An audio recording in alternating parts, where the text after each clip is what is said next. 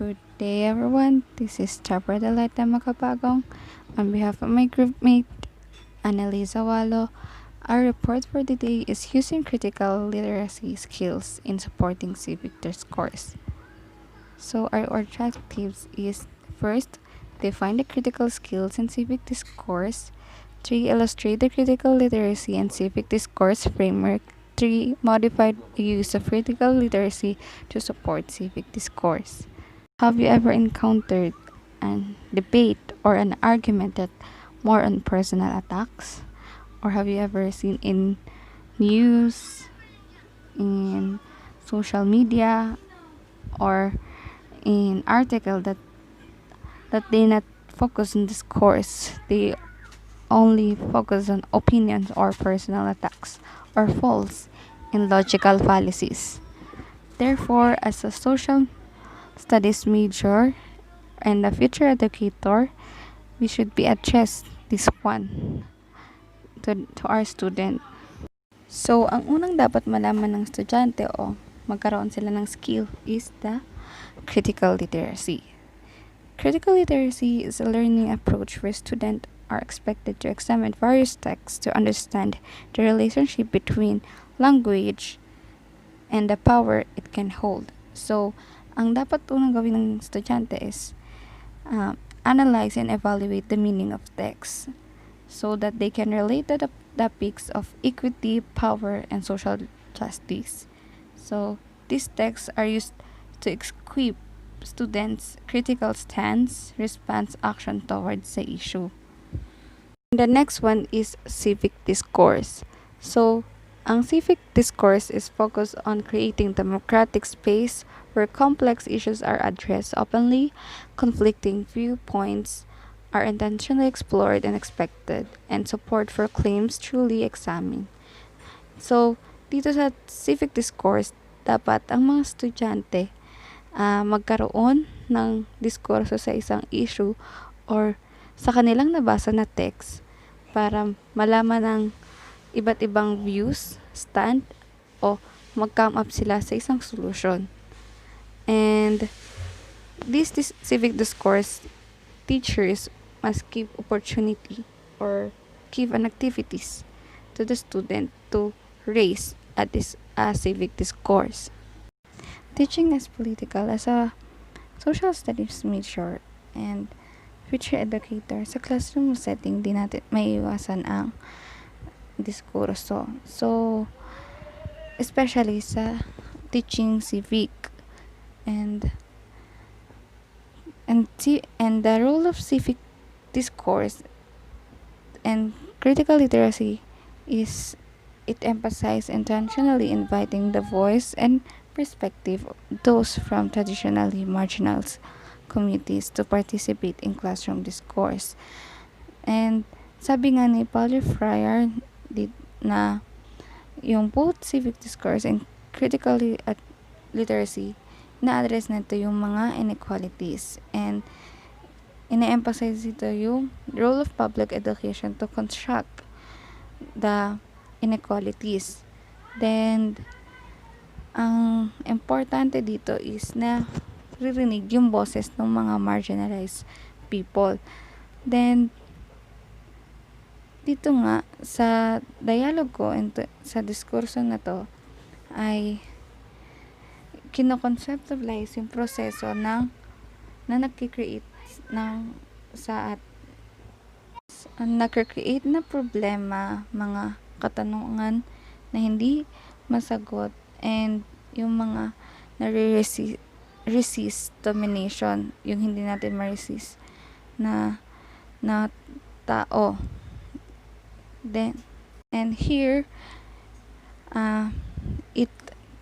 it gives support to the students na matutunan nila kung ano yung iba't ibang views, perspective ng mga tao, and by that they come up a solution to that problem, to that unquestioned realities, and kung paano ma-resist yung domination or nagko-control sa isang society or the injustice and inequalities. According to Garcia, Mira Morel, and Martinez, and Scorza, civic discourse that utilize critical literacy does not seek to destroy or prove, but to create, reflect, and complexity and fluidity of knowledge, supporting the goals of democratic. And hindi hindi nga dito yung isang text, hindi ito nakakasira ng isang diskurso, kundi ito ay sinusuportahan niya pa upang malinawan, maintindihan ng isang estudyante yung isang issue or yung mga dapat solusyonan or ang dapat nilang matutunan sa isang diskurso and upang maintindihan pa nila ito ng malalim. So, multiple perspective. Critical literacy are to critical reflect on the assumptions and implication of evidence, the facts and logic to challenge perspective, asking what perspective are missing, problematizing underlying bias of those sources. With these components, sa utak ng mga tao or ng isang estudyante, yung literacy is mahalaga dahil it aligns na it creates a democratic spaces to support civic discourse upang magkaroon ng diskurso and having multiple perspective ay importante sa isang diskurso dahil makikita dito kung ano ba yung nawawalang boses, kung ano ba yung mga biases. And as an educator, we're going to give the students or give an activity na kung ano ba yung nawawala or ano ba yung dapat hanapin ng text, articles na upang ma-identify nila yung multiple realities na nagre-represent sa mga tao or sa society. Through this, social studies classroom is learning about events, about critical reading, the analysis of text, and with multiple perspective. Dito, makikita natin yung questions na teachers na and sa text na yun ay kung ano ba yung kung ano yung purpose ng text, kung sino yung boses ng text, and kung ano yung source ng text. Dito, makikita natin yung conflicting perspective. And yung estudyante, i-examine niya yung complexity ng issue and events. When the text represent competing viewpoints, so student must prepare or have solution to those voices or to those discourse from experiences or worldviews. So also student must consider whose voices yung dominante and ano ba yung pinakatahimik na voices upang i-examine niya kung ano yung ba dapat yung dapat solusyon or yung isang motivation para gawin ito or magawa ng paraan or mag-come up ang mga estudyante sa isang solusyon sa isang problema. Critical literacy and civic discourse framework. So, civil discourse is generally the tradition that refers to the dispassionate logic grounded in evidence and facts. So, dito sa civil discourse is more in specific siya sa issue and specific and it has evidence and facts. And yun nga, ang pinagkaiba nila sa civic discourse, ang civic discourse is focusing on democratic spaces. So, yung mga complex issues are addressed openly.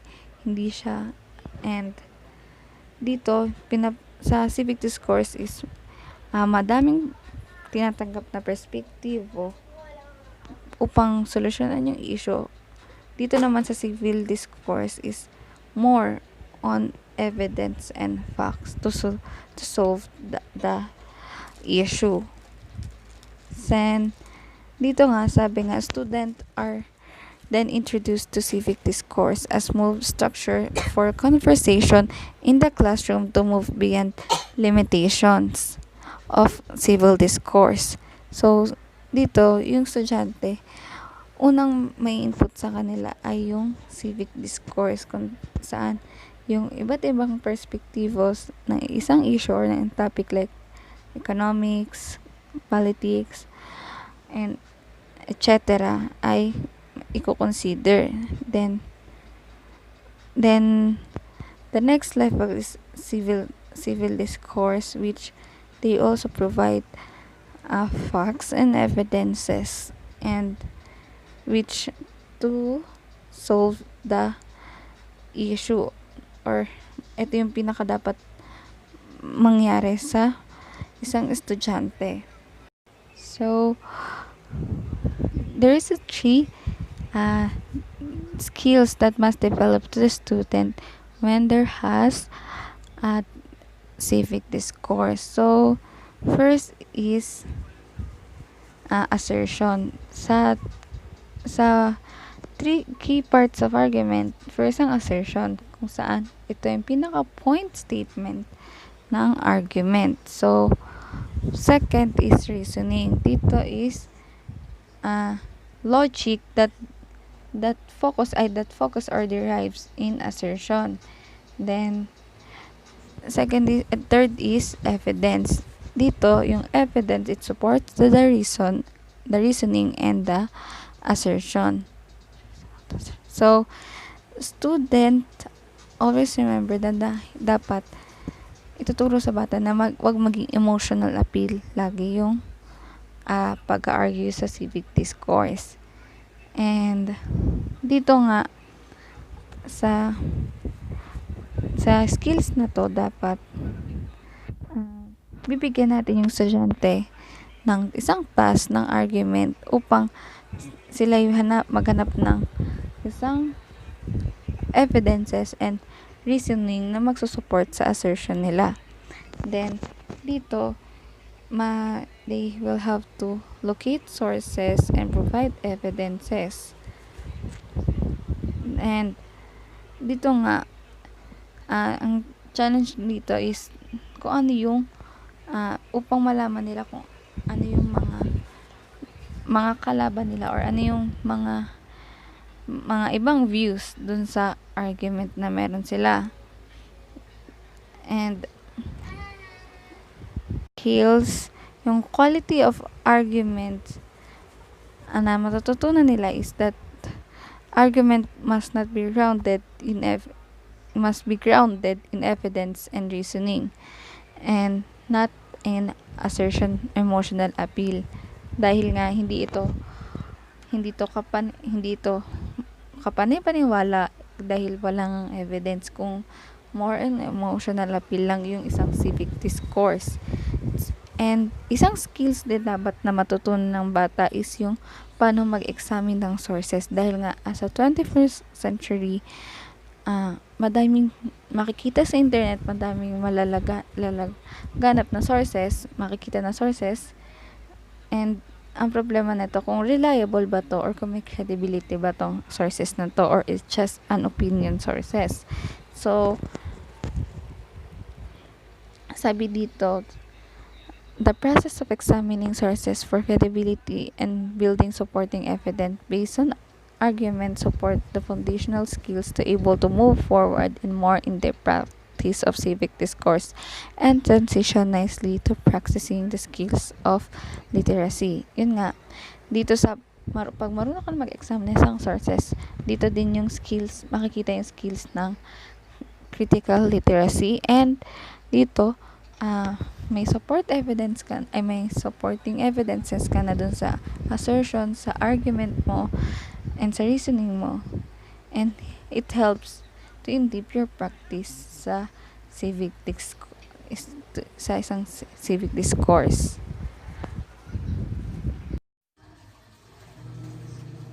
Next, the application of critical literacy skills in classroom discourse using the 3P framework, or the perspective, priorities, and power. The use of critical literacy skills in classroom discourse with the application of this framework may ask a student to critically read the text by considering in which perspective are being present and which is missing. It also set the stage for students to investigate the underlying biases of source. So based on the discussion of Debbie, yung critical literacy skills is magagamit ng teacher as an approach wherein i-allow niya yung student to examine and analyze the context of some various texts. Sinasabi din na kapag yung student is na-engage sa critical reading instances, mas na-develop yung reading comprehension nila and yung level of depth understanding towards sa situation or problem. Then also, it make a connection between the text and the world, kung saan yung student able to identify the context in the text and also able to relate this in the reality. It also stated that through engaging in reading a critical texts, yung student able to formulate a question about what is the purpose of the authors, what is the context, and how they are being influenced based on their understanding on the text. Then, sinasabi din na once yung critical literacy skills is na proper integrate siya sa classroom and napapractice siya ng maraming beses, yung educators, mas na-encourage niya yung student to become conscious and aware towards on his or her role sa society. So, yung unang perspective sa framework is the perspective. It is the most important aspect of critical literacy in which question about whose perspective are missing. So, dito, mahalaga na maunawa ng student yung iba't ibang perspective na ipinapakita sa mga readings. So, dito, yung student able to identify who is the winner and who is the loser. So, yung winner na tinutukoy dito is yung voice or perspective na mas nagdo-dominate sa text. And then, yung loser naman is yung hidden voice or hidden perspective na hindi gaano nabibigyan ng maayos na pagkilala base sa ginawang paglalahad ng authors or writers. Then based on Young 2018, he notes that the critical literacy can help students to recognize the realities of situated privilege, whereby one may have a relative privilege as compared to one peers within one particular setting but not within another.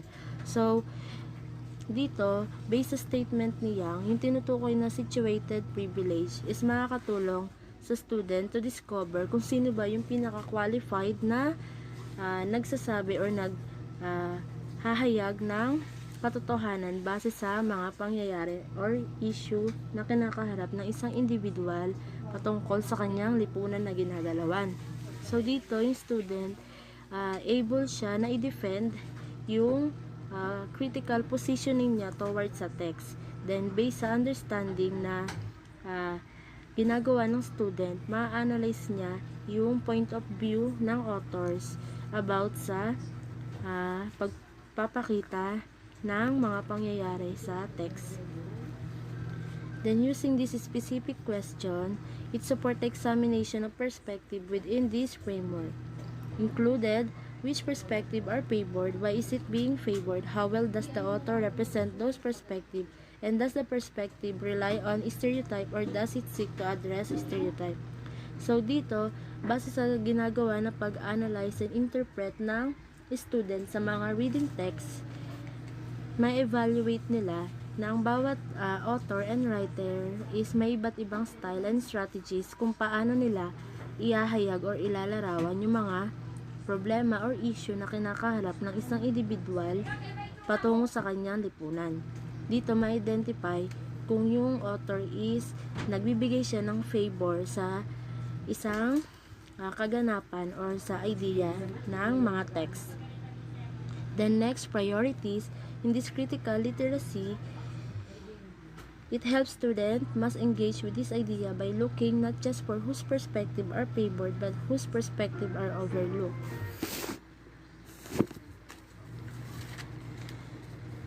So dito, base sa ginagawang interpretation and analysis ng reader or student sa text, ma-evaluate ng student yung mga voices na hindi masyado nakikita or na ilalarawan base sa ginawa ng author.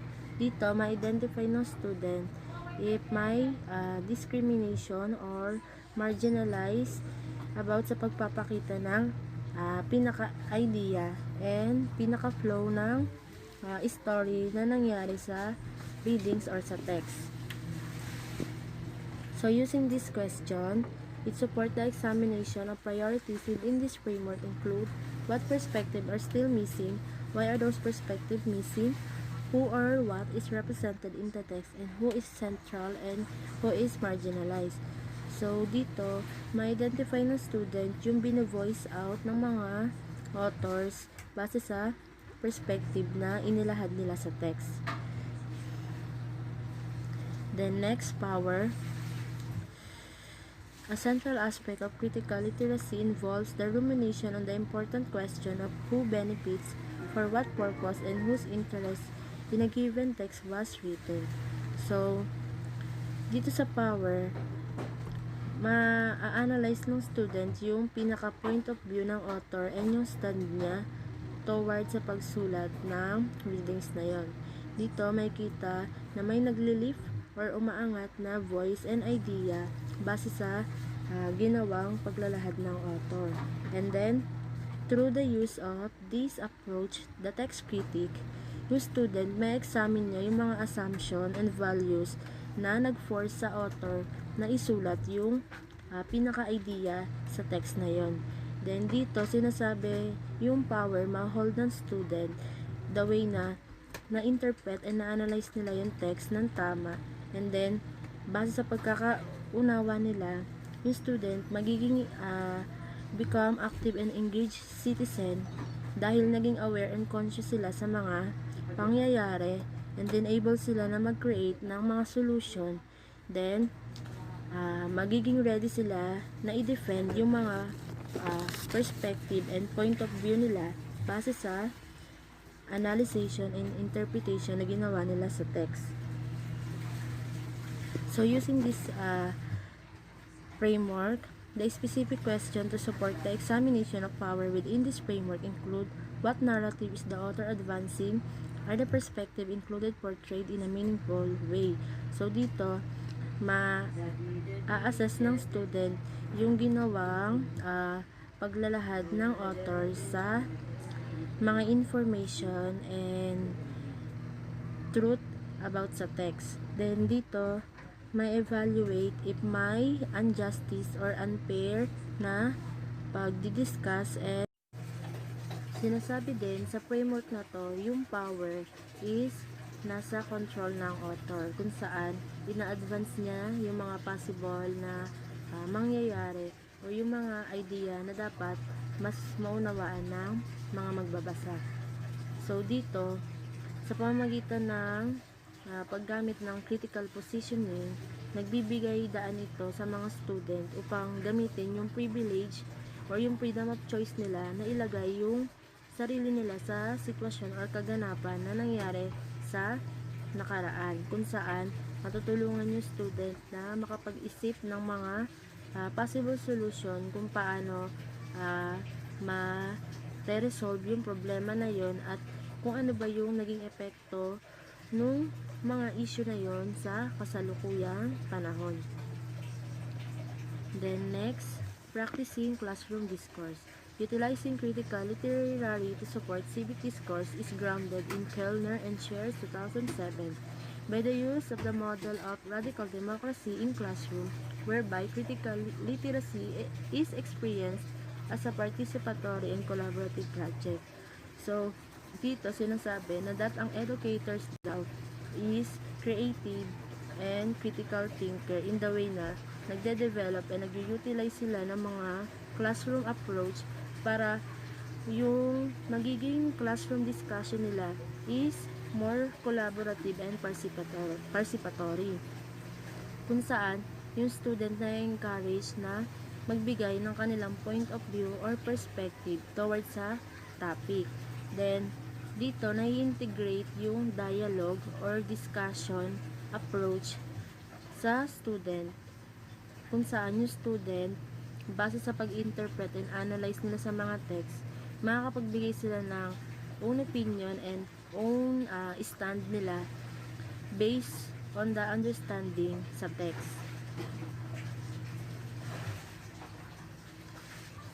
So using these 3 instructional strategies for classroom discourse, malaki yung tulong nito upang ma-promote and ma-develop yung civic awareness and participation ng bawat student sa society. So yung una is yung talking chips.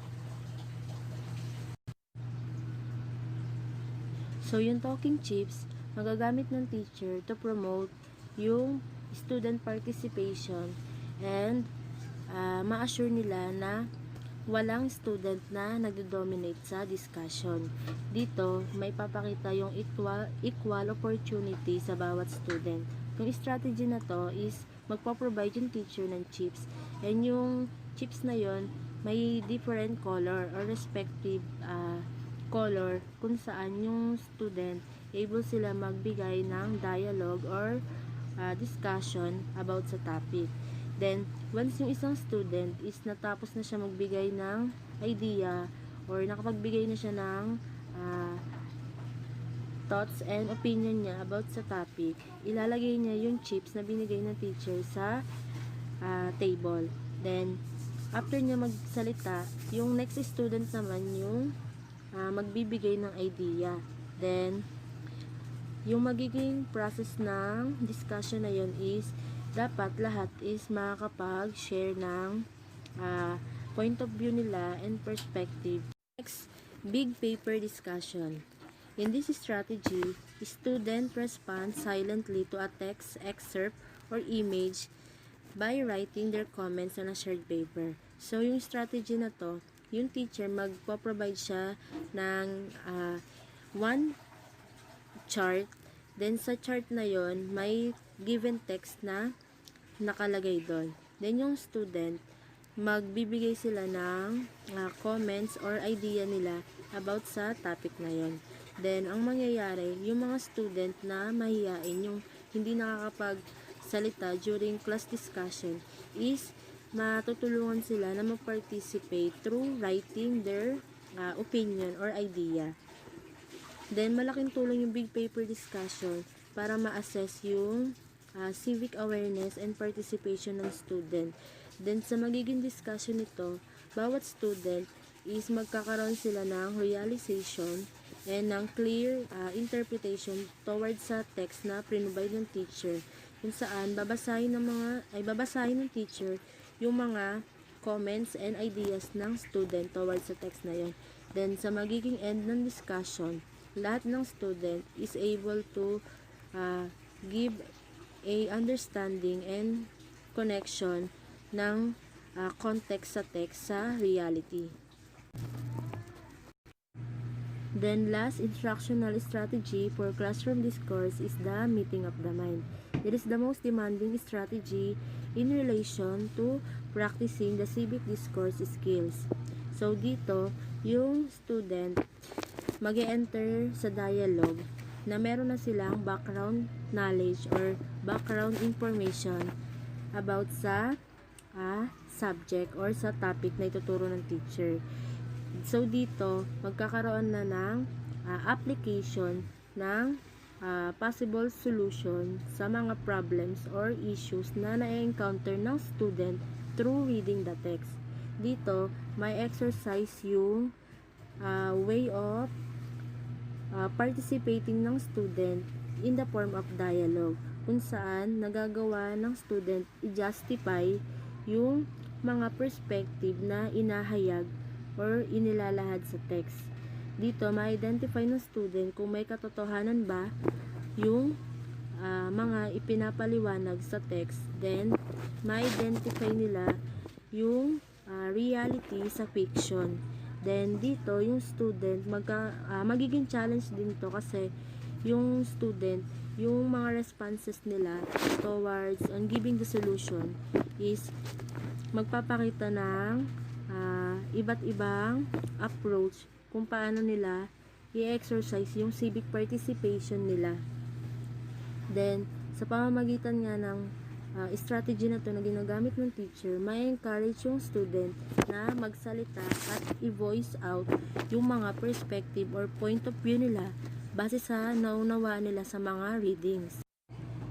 So, as we conclude, the critical literacy skills must be integrated in any classroom discourse in the subject of social studies because it helps the student to improve and develop their civic awareness and participation towards on their society.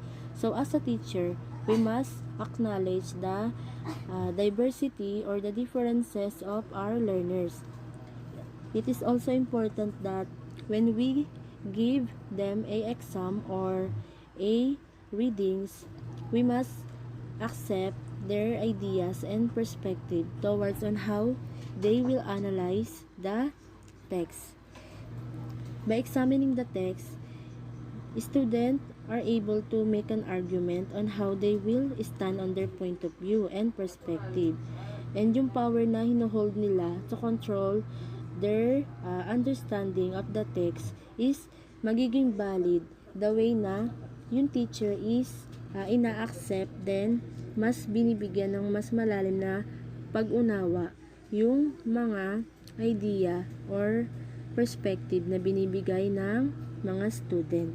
Mahalaga na yung teacher is ina-encourage yung student sa mga critical reading para ma-develop yung depth understanding nila and analysis, and also able sila na mag-isip ng mga possible solution sa mga problems na na-encounter nila sa readings. Then, based na rin sa experience nila, ma-identify and ma-apply ng student yung validity and credibility ng mga information na yun or evidences na nakita nila sa text sa pag-practice nila ng role nila bilang part ng isang society, kung saan able sila mag-decide, able sila mag-stand, and able sila magbigay ng idea and perspective nila towards sa mga nangyayari sa paligid nila.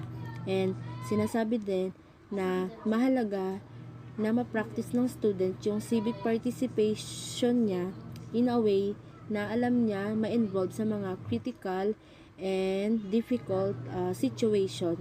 Then, and that's all. Thank you for listening in our discussion.